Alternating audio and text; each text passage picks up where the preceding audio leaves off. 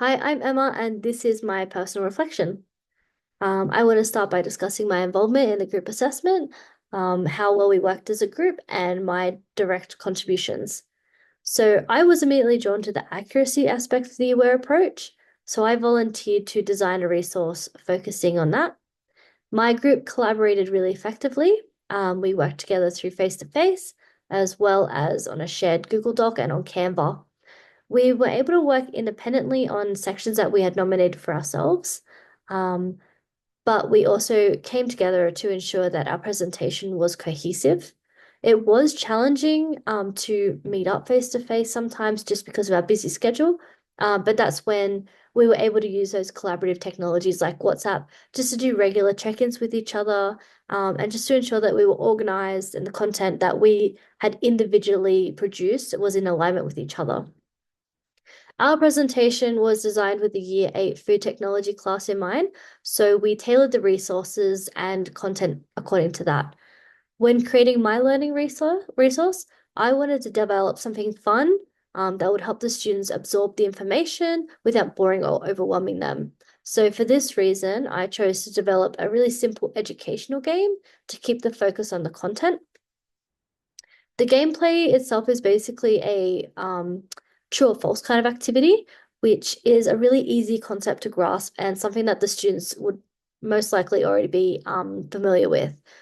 So to ensure this game was easily perceivable and understandable, I made the activity very simple. And I also paid close attention to the design elements.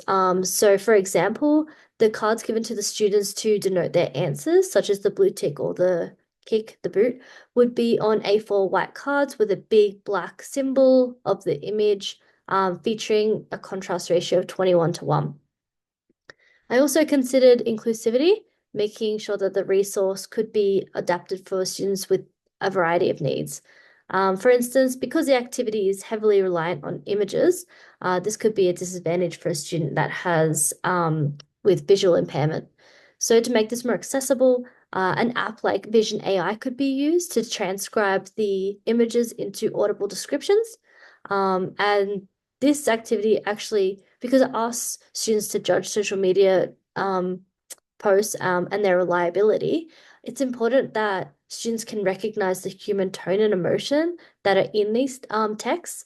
So this technology, the Vision AI, could actually be used for students with ASD to better recognize the emotional cues from the post shown, um, which they might naturally struggle to interpret.